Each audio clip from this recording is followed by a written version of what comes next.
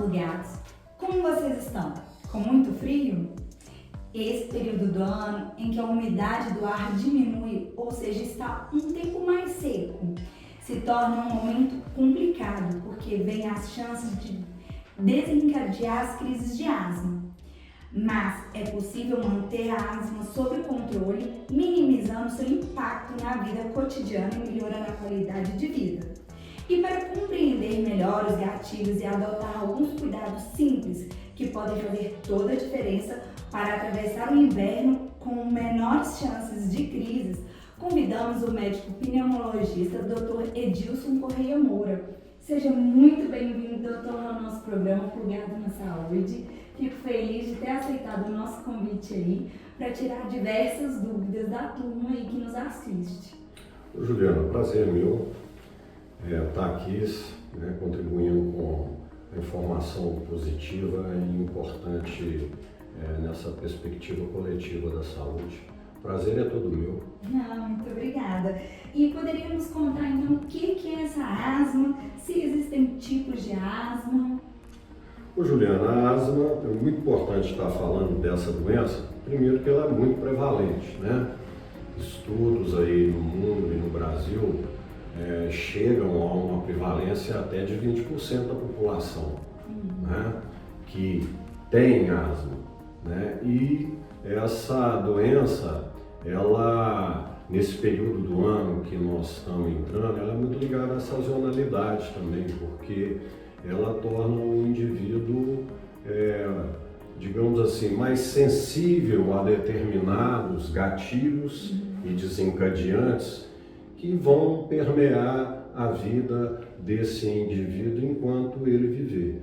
Então, a asma é uma doença hoje classificada no grupo das bronquites. Para informação leiga, a gente percebe que há uma confusão muito grande e essa terminologia, que é uma terminologia médica, elas praticamente são usadas como sinônimos. Bronquite e asma são quase a mesma coisa. Na realidade, a asma é uma bronquite. É uma bronquite cheia de especificidades. Ela é uma doença crônica que não tem cura e é uma doença das vias aéreas inferiores, né? Em determinado momento da vida desse indivíduo, essa inflamação na parede do brônquio, ela se descontrola, deixando esse brônquio mais sensível a algumas influências internas e externas que vão rodear a vida desse indivíduo. Então, nesse sentido, o processo de educação em saúde com esses pacientes será muito importante, porque eles terão que conviver com essa doença enquanto eles existirem. E quais são os sintomas que, assim, e uma outra pergunta que você chegou a falar até antes, se ela pode aparecer em qualquer idade ou, assim, só quando nasce? Olha, a asma é uma doença de característica marcante heredofamiliar. Então, nós não temos ainda geneticamente o gene absoluto, como ele se desencadeia, a doença surge, mas na prática clínica a gente percebe de forma muito interessante que a gente vai encontrar asmático na família de asmático. Então, quando você me perguntar sobre possibilidade de risco, talvez um dos principais riscos de desenvolvimento da doença seja fazer parte de uma família de asmático, né? Por quê? Porque esse paciente, essa pessoa, ela vai herdar essa herança e dependendo, herdar a herança é meio redundância, né? Ela vai herdar essa característica, melhor dizendo, e dependendo da relação, da inter-relação dela com a coletividade dela e o meio, ela em determinado momento da vida dela, ela pode começar a sofrer crises. A grande maioria dos asmáticos vão ter essa crise ainda na infância.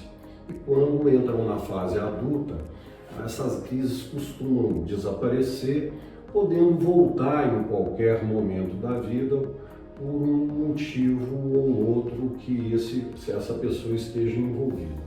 Outro grupo só vão desenvolver, é um grupo menor, mas que irão desenvolver essa doença na fase adulta. Normalmente é um grupo, inclusive, que tem um prognóstico de condução de doença um pouco pior. Mas é importante que se diga que ela é uma doença crônica, ela é uma condição crônica respiratória e que, sobretudo, a partir desse momento do ano, com o início do nosso inverno, essa transição, a pessoa que tem está mais propícia a ter crise. Ah, entendi.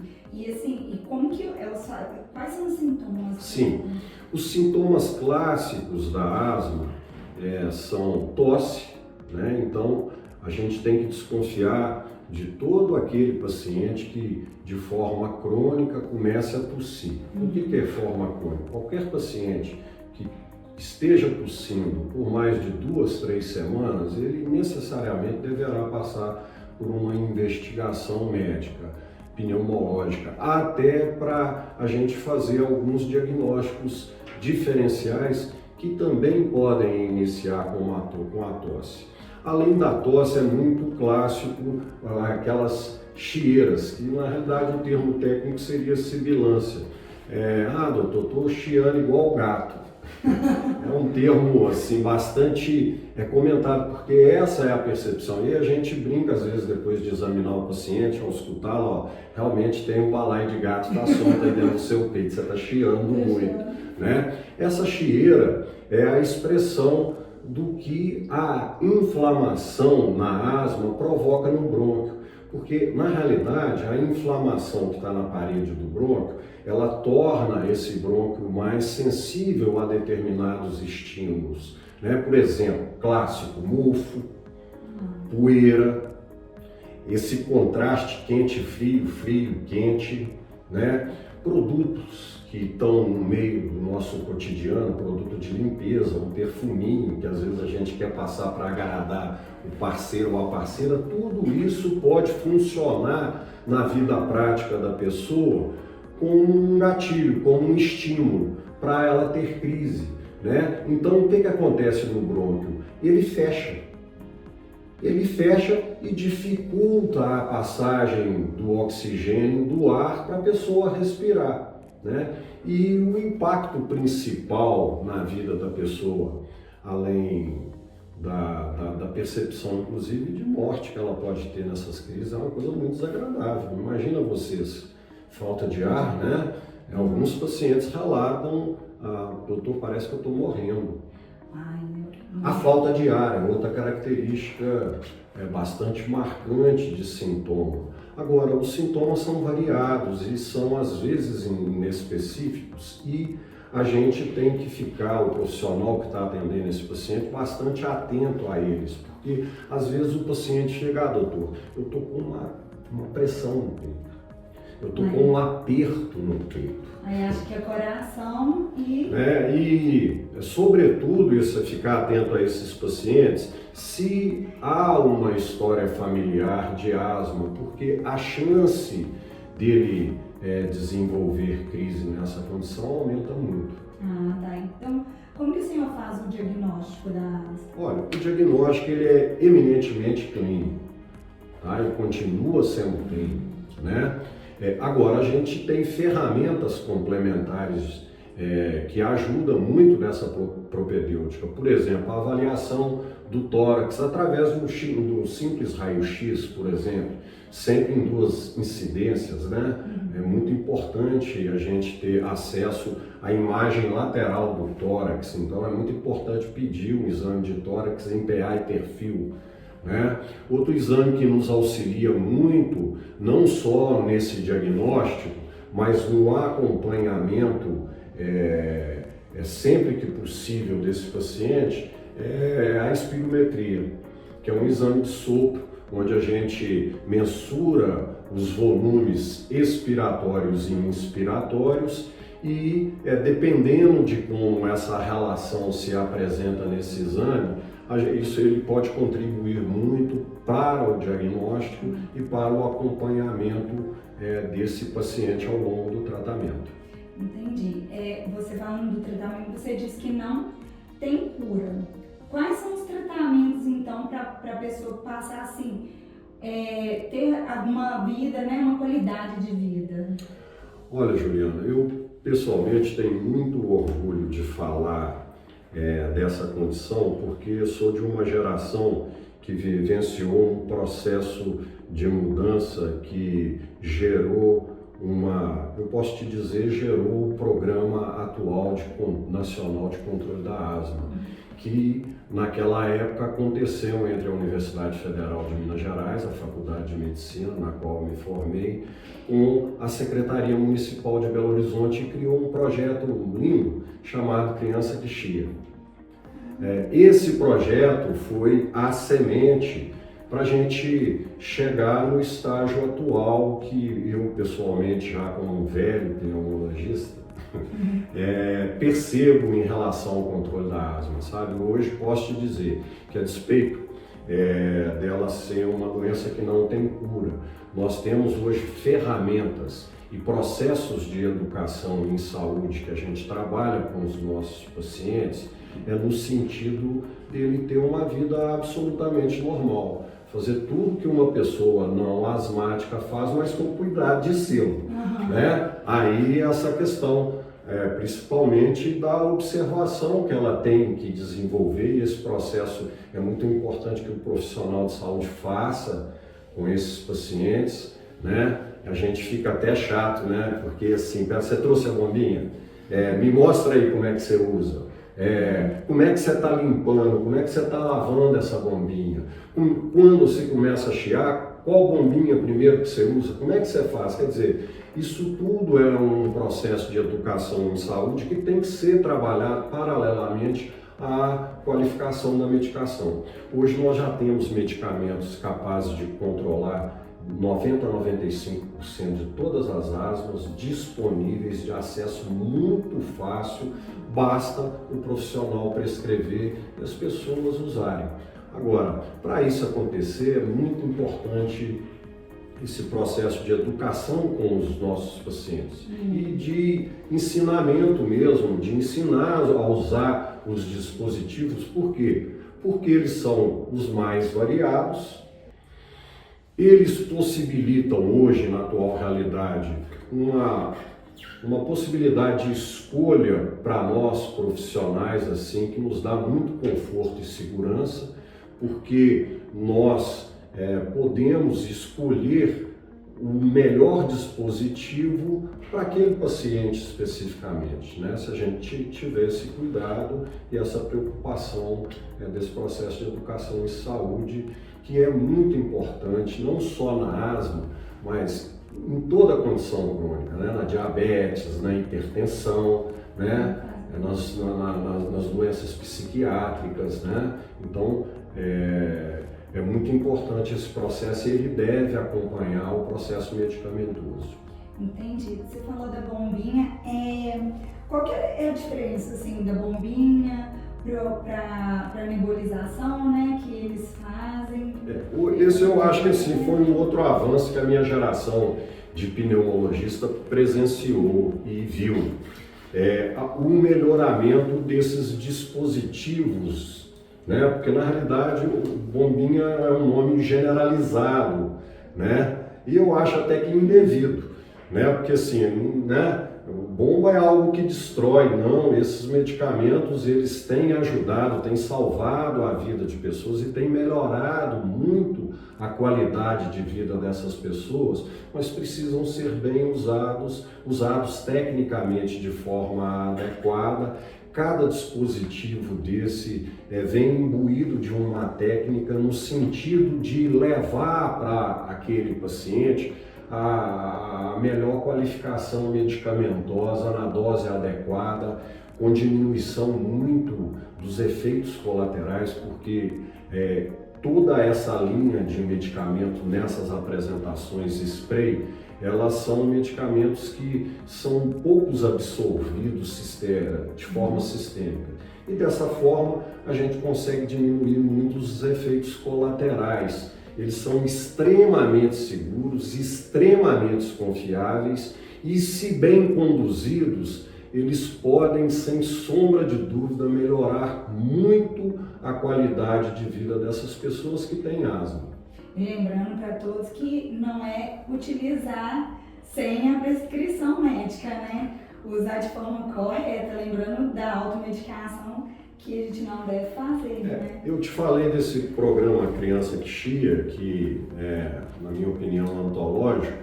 Ele visava exatamente, uma das ações fortes dele era exatamente trabalhar os pais e a criança nesse controle. Ensinar, eu me recordo bem, eu atendendo no Hospital Júlia Kubitschek, no ambulatório, eu atendi um adolescente, porque quando o paciente chegava na adolescência, ele saía do programa, que era só para criança. E a gente, o Júlia era referência para estar captando esses pacientes, o que acontecia? A gente já começava a atender esses então adolescentes. Era muito legal, porque você já pegava esses adolescentes treinados, sabendo usar, entendendo sobre a sua doença, sobre o impacto que ela pode causar na vida e o que ele pode fazer para minimizar no dia a dia dele ações que vão fazer ele se sentir melhor, respirando melhor. Entendi. E você tocou no assunto da ação. Como que a gente sabe que a pessoa está tendo um ataque, né, uma crise de asma, e como que a gente pode proceder, o que fazer e o que não fazer? Olha, a crise de asma, como eu falei, qualquer sintoma, tosse que não passa, sensação de cheira, cansaço, isso às vezes vem da forma mais dissimulada. Poxa, eu subi esse andar aqui, não canso, mas cansei. Né? Se isso é acompanhado de uma história natural familiar, né? Se essa tosse é acompanhada de cheira, de sensação de falta de ar, de cansaço mais fácil, de opressão, de pressão no peito, de sensação, outra coisa muito relatada nas entrevistas, doutor, tem uma coisa agarrada dentro de mim, não desagarra de jeito nenhum. Essa é a sensação. Por quê? Porque isso é exatamente o fechamento desse brônquio, é a obstrução desse brônquio causada por esse broncoespasmo, que em última análise é provocado pela essa inflamação. Então, Juliana, quando a pessoa principalmente começa a ter crises atrás de crises, isso significa, do ponto de vista bastante prático e objetivo, que esse processo inflamatório está descontrolado e é preciso controlá-lo. E aí nós temos medicamentos disponíveis gratuitamente hoje pelo Ministério da Saúde para fazer esse papel e melhorar muito a condição de vida dessas pessoas, sabe? Então isso é muito importante. A asma é uma doença que não tem cura, mas é possível viver muito bem, respirando bem, tendo essa doença, desde que você trate adequadamente e siga as orientações do profissional ao qual você está vinculado. Entendi. Mas para eu prestar socorro, exemplo, eu vou e vejo um colega meu tendo uma crise, eu não sei. Olha, normalmente essas pessoas que têm essas situações, a primeira coisa você corre na bolsa dela e vê se tem a bombinha de crise. Porque, por exemplo, eu com as mulheres, por exemplo, eu falo assim, você vai pegar seu batom, você pega a bombinha também, coloca os dois juntos, porque aí você não vai esquecer, não tem desculpa para esquecer. Estar com essa medicação disponível é um fator de prevenção, antes de tudo, porque mais do que nunca na asma é melhor pecar pelo excesso do que pela omissão. Então, estar com essa medicação ao alcance da mão é uma das formas mais eficazes e mais rápidas da gente fazer o paciente sair da crise, né? Por isso é importante esse paciente, sobretudo nesse período do ano e nesses pacientes que começam a ter crises recorrentes, estar com essa medicação próxima. A gente recomenda no bolso, na bolsa, junto com o batom, sabe? Para a gente não poder esquecer. Porque essa é uma medida importante, tanto de prevenção como de tratamento. Né? Se você começa a tratar mais rápido, com certeza, na grande maioria das crises, você vai se curar dessa crise mais rápido. Entende? E o que eu não posso fazer de jeito nenhum com a pessoa que está tendo crise? Olha, normalmente essa crise pode estar relacionada com aquela situação de lugar, né? Então, por exemplo, são lugares indevidos de um asmático permanecer. Lugar pouco ventilado, que bata pouco sol, que acumule poeira, né? A gente tem uma característica na região aqui, né? Nós estamos no berço do barroco, né? São cidades antigas, Minas nasce aqui praticamente, né? Exatamente, nós temos uma condição geográfica também, né? Sobretudo Ouro Preto, eu percebi isso até mais em Ouro Preto que Mariana. Ouro Preto, às vezes, são as quatro estações acontecendo no mesmo dia, né? Nossa. Então, assim, é muito importante a gente suscitar nesses pacientes a percepção dele em relação a isso. Como é que para você que é asmático, essa doideira do tempo aqui de Ouro Preto? Como é que você vai conseguir relacionar? Então você vai sair de carro, leva uma blusa, porque você sabe que tá sol, daqui a pouco o mundo começa né? Chove, aquela loucura. Então, isso é uma coisa que tem que ser trabalhada nesse processo de educação em saúde. Você começou a ter crise, o que você mexeu imediatamente aqui, que era diferente do padrão? Né? Você fez alguma limpeza, você limpou algum armário, tirou algum livro da estante, você tá vendo coisas simples do dia a dia, comeu alguma coisa diferente, usou algum produto diferente, às vezes hidratante, são as coisas mais diferentes, né? E por isso é muito importante ficar cutucando, atenção. Entendeu? Porque essa percepção é muito importante e vai fazer a pessoa antever e atuar antecipadamente. Se a pessoa age dessa forma, e aí a medicação é muito importante, a educação com a medicação também é muito importante, né? Porque eu vi aí nas suas perguntas, né? Tratamento de manutenção e o tratamento de crise. Tem um pouquinho de diferença, né? O tratamento de manutenção é feito por drogas, Juliana, que agem na inflamação, na parede inflamada desse brônquio, né? Para quê? Para desinflamar, porque a gente percebe na prática que quando a gente controla esse processo inflamatório, a gente controla as crises, né? Então essa medicação, ela é muito potente, capaz e segura para fazer isso. Então nós temos que prescrever precocemente, entendeu? Por quê? Porque é segura e porque vai melhorar a história futura desses pacientes. Porque se a gente atrasa o início dessa medicação, a gente está correndo o risco de fazer aquele brônquio, aquela estrutura respiratória, padecer e sofrer de sequelas futuras em relação a isso, né? Porque a gente sabe, principalmente antes do advento desses medicamentos nessas apresentações, era muito, assim, não era infrequente a gente perceber pessoas na vida adulta sofrendo de sequelas do retardo do início desse tratamento e dessas medicações. A asma, volto a dizer, é uma doença crônica. O diagnóstico dela é clínico. Temos ótimos exames laboratoriais que nos auxiliam no diagnóstico e no tratamento. Mas todo paciente com história familiar, né, e inclusive de mães tabagistas e pais tabagistas também, a criança de pais tabagistas tem mais condição de desenvolver asma se comparado com o não tabagista. O tabaco é um fator de risco para a crise também, né? A obesidade é um fator de risco. Eu te diria até mais, a infelicidade é um fator de risco. A gente está bem com a gente está feliz com a nossa vida, está amando, sendo amado, é importante para a gente controlar essa doença. A pessoa emocionalmente mais equilibrada, ela vai contornar melhor uma situação de crise, que é uma coisa realmente muito desagradável.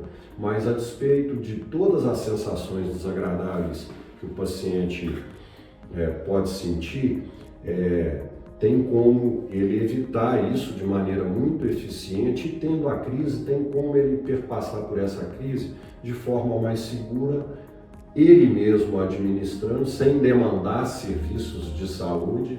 Se sairmos hoje daqui e percorrermos qualquer unidade de pronto atendimento nessa região aqui, a gente vai ver que 75%, 80% dos atendimentos são doenças respiratórias agudizadas, né? E a maior parte dessas doenças são doenças controláveis, são doenças que, se a gente seguir a cartilha de cuidado, né?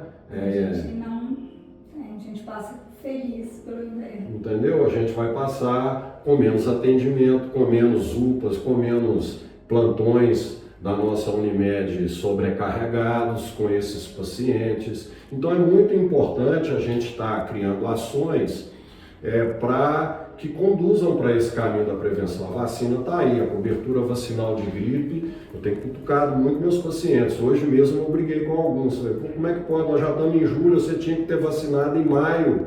Você está entendendo? Então é muito importante a gente difundir essa ideia de que vacina é importante. Como diz o professor Ian Pietra lá da UFMG, água e vacina são as duas coisas mais importantes para a saúde. Eu acrescentaria, com todo o respeito que tem por ele, assim, o amor, a felicidade também, né? Então água, vacina e amor é o tripé mais importante para a gente ter uma boa saúde, inclusive controlarmos a nossa asma. Olha que legal, que interessante. E sobre as atividades físicas, né, para poder... e fisioterapia pélvica, o senhor chega a indicar esse tipo de fisioterapia respiratória? O senhor chega a indicar quais os melhores esportes são todos que pode fazer? Na realidade, a gente ensinar um pouco da fisiologia respiratória para os nossos pacientes é interessante, assim, para eles perceberem aquilo que eles podem fazer, sobretudo com alguns exercícios simples, inspiratórios e expiratórios, sabe? Então, assim, se você falar, na minha opinião, a fisioterapia respiratória, ela deve ser a alma gêmea da pneumologia, sabe? É muito importante o trabalho que esses colegas da saúde têm feito com a gente em parceria. Na asma, especificamente, eu acho que o papel principal desses profissionais seria ensinar alguns exercícios de relaxamento respiratório, para no momento que o paciente perceber que está em crise, exercer até o medicamento começar a fazer efeito. O medicamento tem um efeito muito rápido, assim, segundos, minutos após, a grande maioria dos pacientes já vão sentir, como dizem, eles dizem, a coisa abrindo. Estou conseguindo, doutor, né?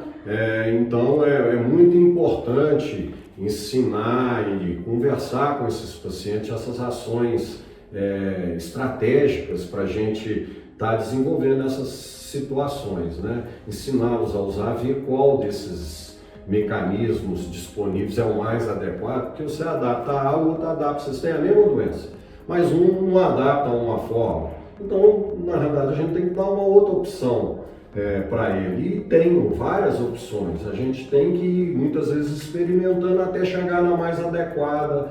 E se a gente não encontrar nenhuma, nós vamos abraçar o nosso velho e amigo espaçador, né?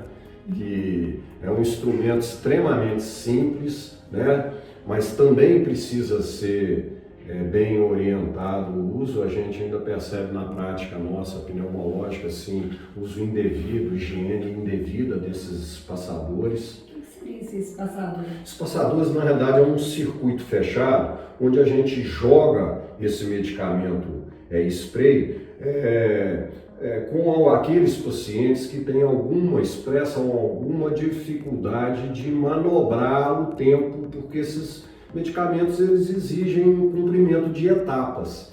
E essas etapas, algumas pessoas, é mais do que natural, elas podem e têm dificuldades, né? O espaçador é um instrumento muito simples que nos permite expor ao paciente o medicamento de forma muito tranquila. Ele vai respirar alguns segundos nesse ambiente fechado, exposto ao medicamento que a gente aplicou nele.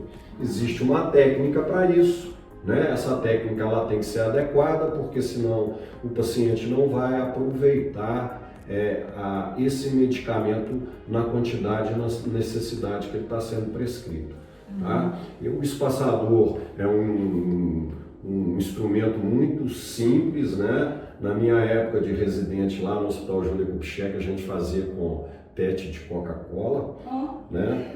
Hoje você tem espaçadores com válvulas, né? Mais assim, modernos na concepção do desenvolvimento, mas a lógica de oferecer a esses pacientes tranquilamente esse medicamento para que eles fiquem durante um tempo respirando também muito interessante e está disponível. Na realidade é isso que eu falei, Juliana. Existem vários métodos. Cabe ao profissional escolher aquele que é mais adequado àquele paciente, de acordo com a realidade e as limitações e a dificuldade de cada um. Tá. E assim, nosso papo tá muito legal, tô adorando, mas vamos, né, felizmente finalizar, se puder dar essas dicas do esporte, que eu já ouvi falar assim que natação é um excelente esporte para quem tem asma. Não sei se é verdade, porque eu fico imaginando quem tem correndo, se dá para fazer uma corrida. Olha, se é possível. Você é capaz de acreditar que nós temos vários atletas olímpicos nacionais e estrangeiros, medalhas de ouro, que são asmáticos. Olha. Então isso é um testemunho e uma indicação muito potente que é possível viver bem com essa doença crônica, tá? É a primeira coisa, né? E para isso é importante um diagnóstico precoce, um profissional que seja capaz de conduzir essa situação a um longo prazo e trabalhando todos esses vieses que são muito. Na realidade, eu já com mais de 30 anos de exercício profissional, a gente ainda aprende com esses pacientes, sabe? Porque o ser humano é isso, ele é muito diverso, né? Ele tem toda a liberdade de ser.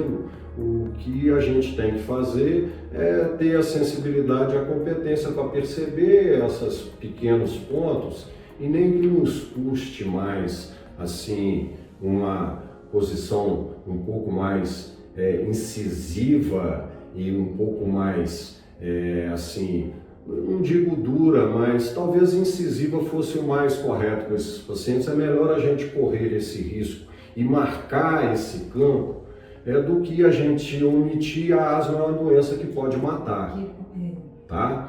Em relação à atividade física, eu acho excepcional, porque se você falar que a natação é excelente, mas mais excelentes, redundante novamente, né, do que a natação, é um esporte que a criança e que o indivíduo goste e tenha manejo para... Eu, nesse quesito, eu brinco que eu fui poliglota no esporte. Eu sempre tive muita facilidade com todos os esportes, de maneira geral. Só não nadava bem, nunca nadei, nunca foi minha praia. Então, eu acho que o mais importante do que falar A ou B é falar assim, olha, esporte é importante não só para a asma, é para a saúde. O esporte está para além da doença. Então, praticar atividade física moderada, regular, é uma das armas mais poderosas do nosso rejuvenescimento.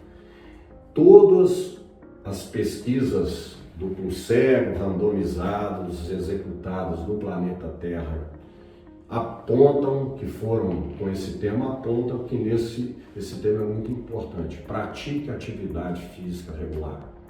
desça do ônibus 2, 3 pontos antes da sua casa, vai andando. 15 minutinhos que a pessoa fizer isso, ela já está saindo daquela condição de sedentarismo e o nosso corpo, biologicamente, ele não foi feito para ficar parado. Quanto mais provocar movimento nesse corpo, maior a possibilidade da gente viver mais e melhor. Então, nesse sentido, a prática de esporte é muito importante, né? Nadar, jogar bola, brincar, dançar, andar de bicicleta, você está entendendo? Namorar, entendeu? Então, tudo isso é muito, principalmente se para além disso a gente tiver um ambiente saudável, né? Um ambiente com educação, com segurança, com trabalho pleno, com felicidade, né? É um desafio. Quando a gente fala de saúde, a gente não podemos esquecer que a doença é uma estrelinha nesse universo, né? E que esses condicionantes da saúde, no ponto de vista coletivo e das relações sociais, eles têm que ser aperfeiçoados, melhorados, né? A gente tem que melhorar o acesso à saúde, né? Ao atendimento ao cidadão, a gente tem que dar a cobertura devida, constitucional que está garantida a ele, a gente tem que gerar condição para os profissionais de saúde, aí não é só médico não, entendeu? São todos os profissionais que estão mal remunerados, que estão mal assistidos, que estão adoecendo, entendeu? Se você pegar os indicadores de adoecimento na área de saúde, você vai... Como é que essa turma doente está tratando um tanto de doente? É meio paradoxal isso, né? Isso é o desafio, né? E quando a gente está falando de asma, qual que é o viés? A gente está falando também de saúde. Para o asmático, trate. Você não precisa respirar mal do jeito que você está respirando, se você estiver respirando mal. Porque hoje, por exemplo, eu atendi um paciente e falou, doutor, a gente acostuma a respirar mal, né? Eu falei, exatamente isso. Você matou a charada. Então, esse é um trabalho que a gente tem que fazer de desacreditação desse paciente. Olha, não, você pode melhorar, entendeu? Você vai melhorar. Agora, você tem que entender que você está doente, que você precisa entender os sinais dessa doença e nos ajudar nesse processo. Na realidade, o tratamento de um crônico, qualquer que seja ele, o asmático está dentro dele, é um grande treinamento que a gente desenvolve a todo momento com esses pacientes, sabe? Que de um jeito. Exatamente. Entendi. Nossa, doutor, muito obrigada. Obrigado a vocês pela essa Adorei oportunidade. a conversa. E assim, vamos vacinar, gente, procure as unidades de saúde, a vacina está disponível, ela é para todo mundo e ela é muito importante, sobretudo para esse grupo que a gente falou um pouquinho. Espero que tenha conseguido assim passar uma mensagem assim otimista e de condição melhor de saúde para cada um. Beijão para todos. Obrigada. E o senhor quer dar uma dica além do seu projeto? Olha, eu sou o mais antigo pneumologista na região dos Inconfidentes, tá? Vim para cá assim quando estava terminando a residência no Júlio Kubitschek, atendo em Mariana, tá? Lá na Concel tem inclusive disponível meu telefone, atendo os pacientes pessoalmente, inclusive, estou disponível. E a gente hoje está com um bom nível de atendimento nesse quesito respiratório na região, tanto aqui em Ouro Preto quanto lá em Itabirito. Então, estão disponível, estão na rede Unimed, qualquer coisa que precisar, a gente está à disposição. Muito obrigada mais uma vez. Ficamos por aqui. Compartilhe, curta e atente-se ao próximo programa, tá? Se inscreva e clique no sininho para ficar por dentro aí de todas as novidades. Até a próxima terça. Um forte abraço.